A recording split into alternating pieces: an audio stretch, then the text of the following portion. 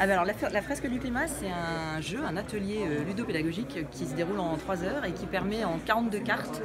de comprendre en fait très rapidement et simplement les données essentielles du rapport du GIEC, c'est-à-dire en gros les phénomènes climatiques,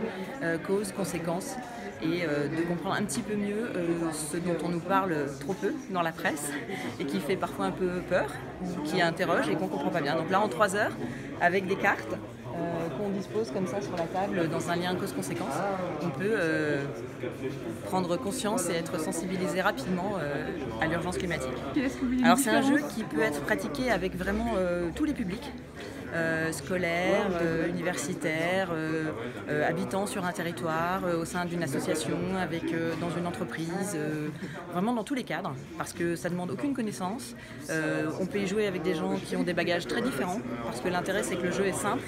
et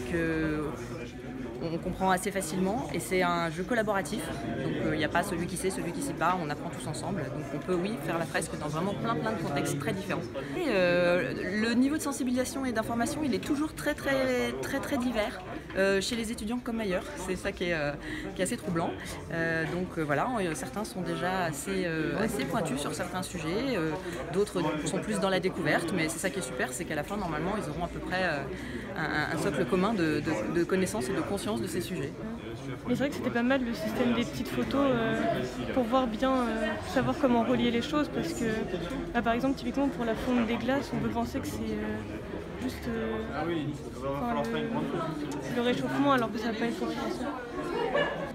Après, il y avait certaines choses que je connaissais pas forcément, comme les aérosols, je savais pas typiquement ce que ça faisait, et même le forçage radiatif, j'avais jamais entendu le mot.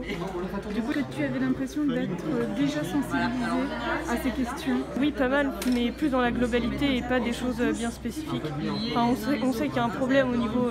climatique, mais je connaissais pas autant dans le détail